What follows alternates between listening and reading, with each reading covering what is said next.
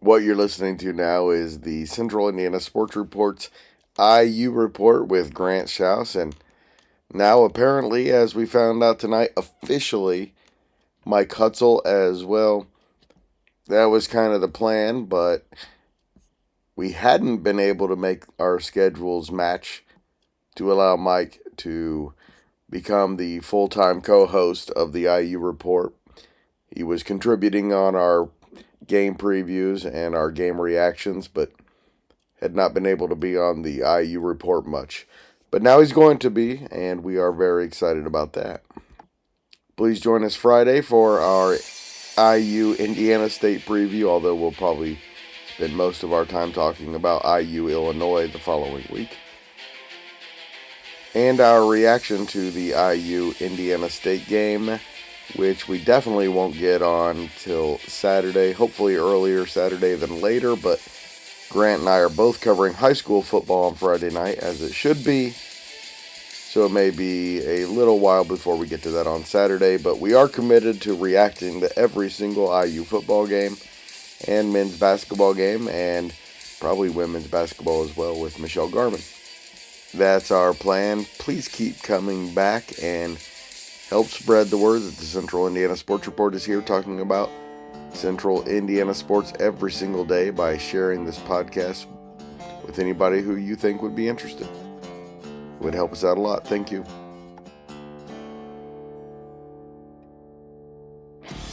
You're listening to the Central Indiana Sports Report with your host, Greg Mengel.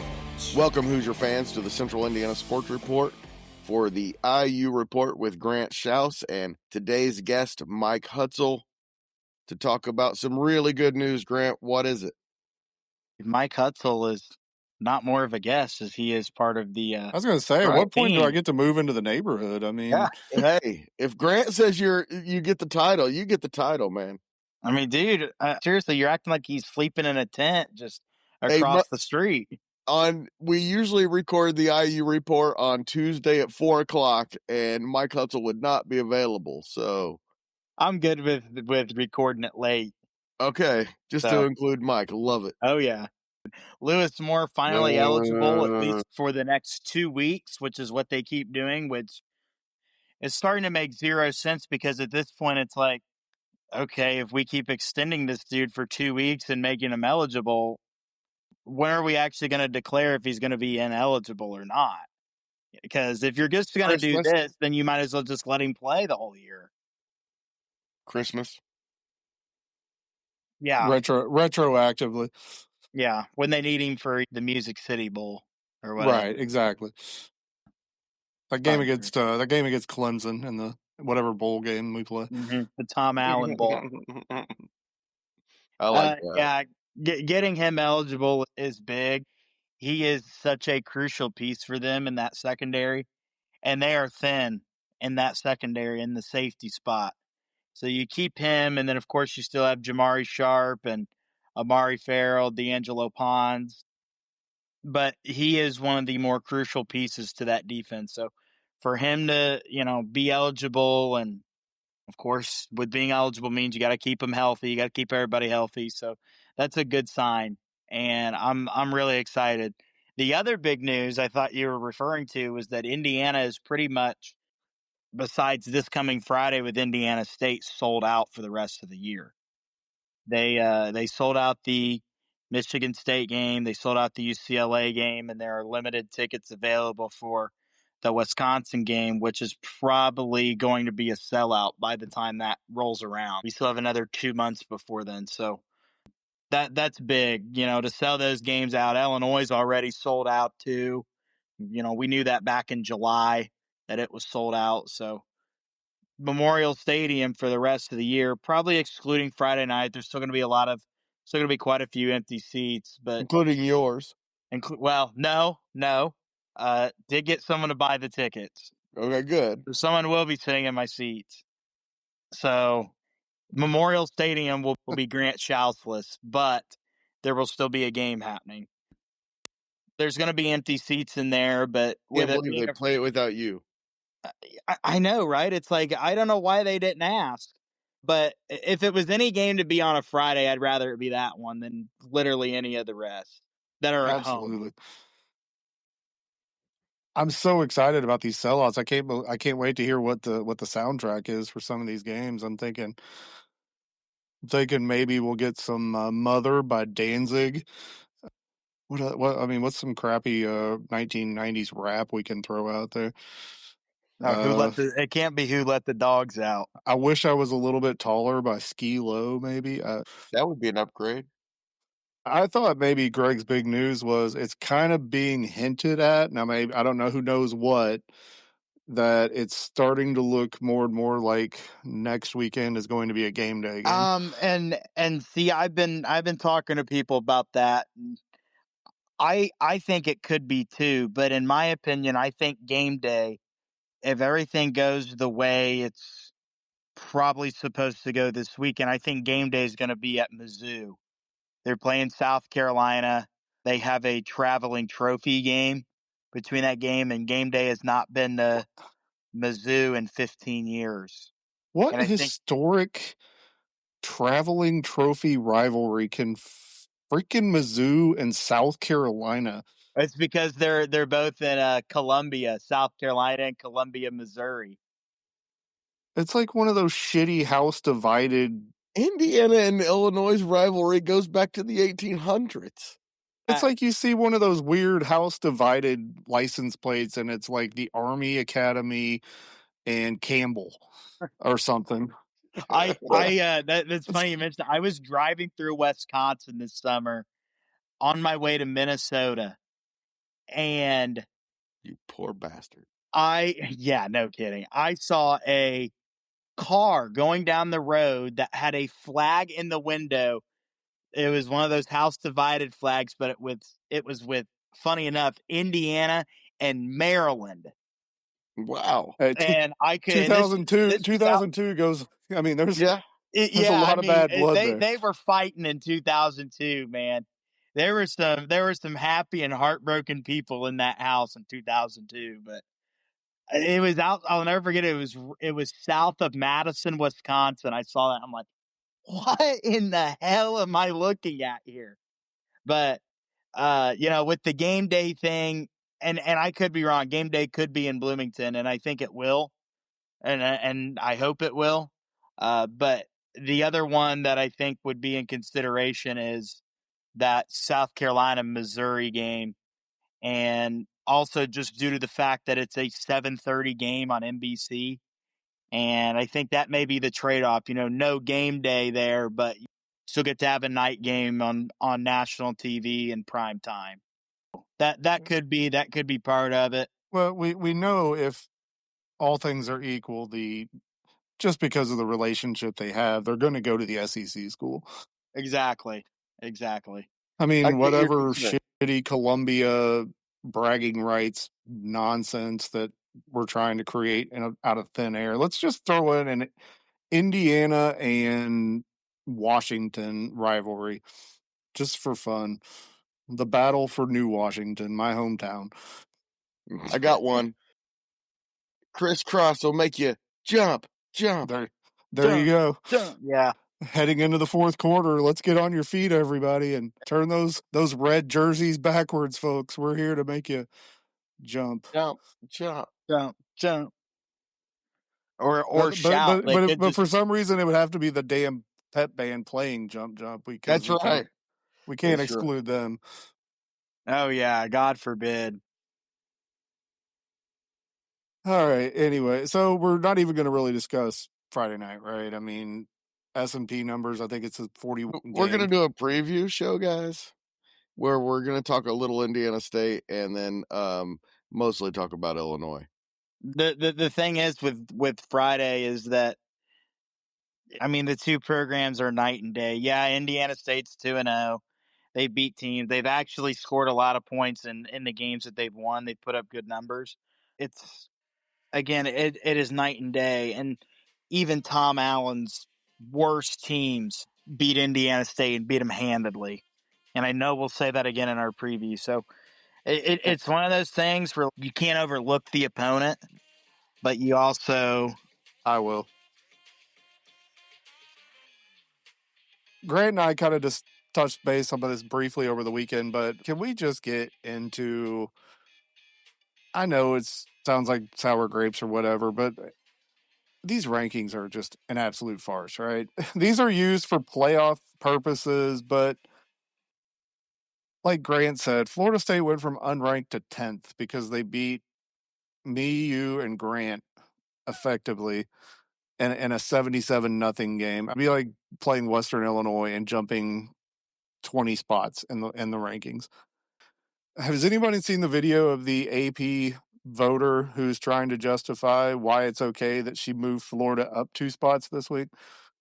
I No, did not see that. Oh, I'd love to it's hear that all one. over the Twitter X timeline if you get a chance to find it.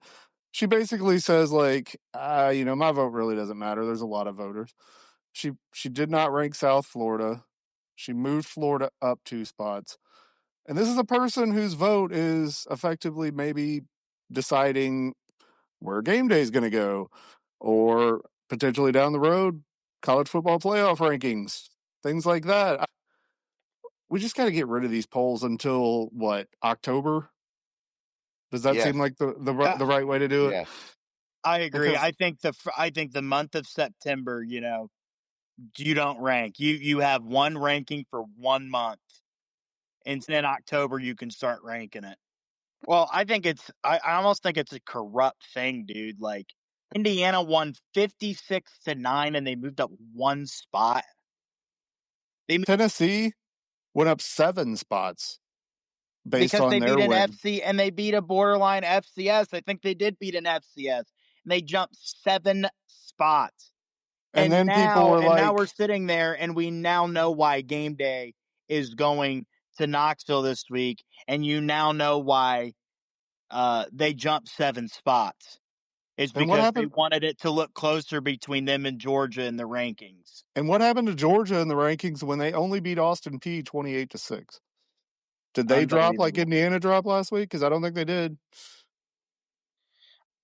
My thing is I think even as in the Big Ten, I know we're talking about this kind of from an Indiana standpoint, but I think this would still be the argument if we were talking about if Illinois was in this situation or if Michigan yeah. State or one of the other schools, because it sounds like we're bellyache and it sounds like we're bitching. Is Purdue that far fetched that you didn't even mention that Purdue could one day be? Oh yeah, burn them. They're like All right. they should. I don't care if they're undefeated. They are not in that. They wouldn't be in my poll. Oh, that's when I'll start to hate you. My thing is with the AP poll and stuff. I know it sounds like we're belly aching and all that, but it truly is like it's almost not fair to these other teams. Guys, is in the end, Indiana's going to get a chance to play itself into or out of any playoff position. Yeah, absolutely. Yeah, 100%, 100%. So really, Absolutely, it doesn't Greg. matter. But think about it from this standpoint. Indiana is 2-0. Granted, they haven't been against great opponents, but because of where Alabama started the season, they got steamrolled by a team that went 2-10 last year, and they're Right. still ranked ahead of Indiana. That's nonsense. Yeah, And all of a that sudden, the is. team that beat Alabama went from an afterthought, ninth place ACC team to, oh, they're the 10th best team in the country. Yeah. Yep. Pretty So, ridiculous. But again, and that's why we need to have a large playoff field, shorten the regular season by one game, have a large playoff field, and actually find out who the best team is. I'm not a big, make it bigger. I was always I thought At 4 least teams as was too large many. as the FCS, Mike. I thought 4 teams was too many. I think the Oh, perfect amount is where it's at with 12.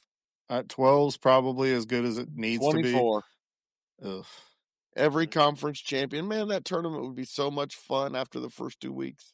Be- Everyone would fill out a bracket. Everyone would pay attention. It would do nothing but great things for college football.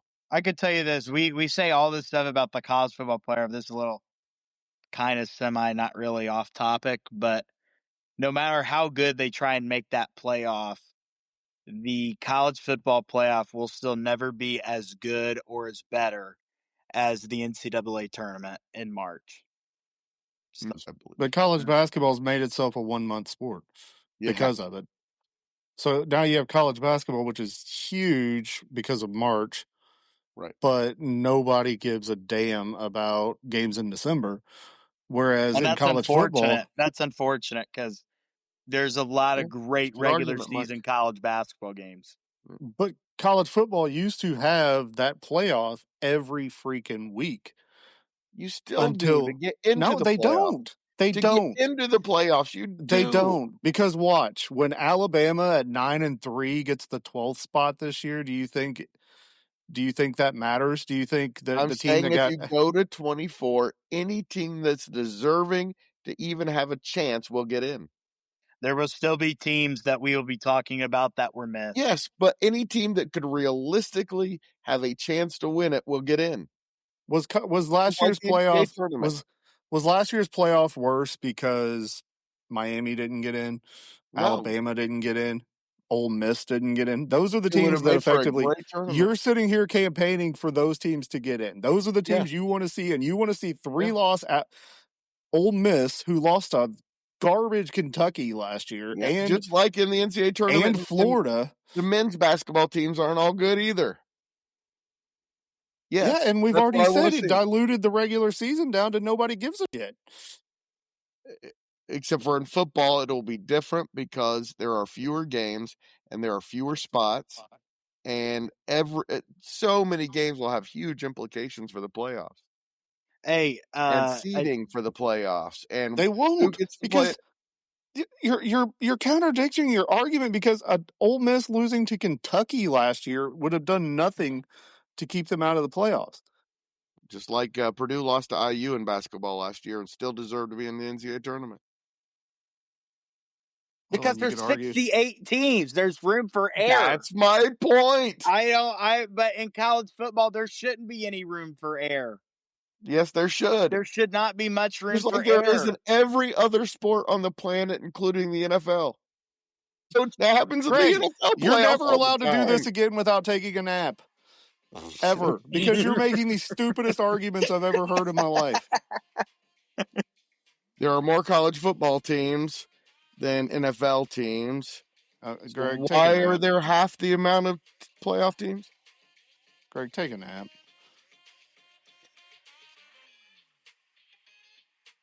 Here's a question I want to ask you guys here, and it starts with this. I don't know if you guys follow this, but Cignetti was asked in the post game, does it feel good to kind of be relieved that you played well and finally got to where you wanted to see your football team? And he's like, I'm never relieved. He goes, I'll be a little bit relieved when I go up to my office and crack a beer after this. My question to you is, what kind of beer is that dude really drinking? Oh, he's an Upland Hoosier Game Day lager guy, with no doubt. He's definitely an Upland guy. I think you're right. I think you're right. I don't think he used to be, but he is now. He absolutely is now. He's definitely not going up and cracking open a Busch Light. I don't know, dude. I think he's a Coors or a Busch. Well, I mean, if he's going that direction, he's definitely PBR. He's not a hipster. I could see that. Yeah. He's not a hipster. He's not But Budweiser. Mike. He's not Budweiser. If you're older than 60, Ultra. Oh, you know what? Hey guys, I may have cracked it. He's a Yinzer, right? Steel City, IC. Yeah. That's a good point, Mike. I like your thinking. You only like that shit if you're from Pittsburgh. So he's a West Virginia guy, but Rolling Rock. Yeah. Ugh.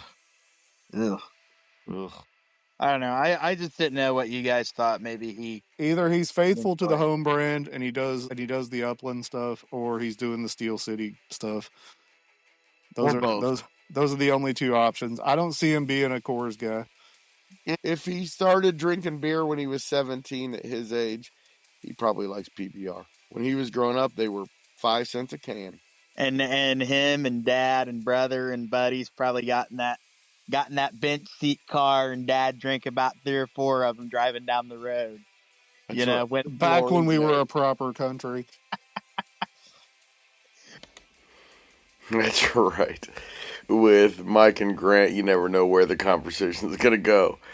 So you should check into the IU report every week, every Wednesday morning. I shouldn't say Wednesday morning, every Wednesday sometime. Also, we will have previews for every game the day before the game, and we will have reactions that night or the day after for football and men's basketball with Grant and Mike, and with women's basketball with Michelle Garman. Thanks so much to Mike and Grant, and I enjoy that so much, the segment with them. Even though he was my boss, very rarely did I not have a good time when I was with Mike Hutsell at the News and Tribune for 3 or 4 years there. Thank you so much for listening. Always appreciate it. You could really help us out simply by sharing this podcast with someone that you think would enjoy it. Appreciate you.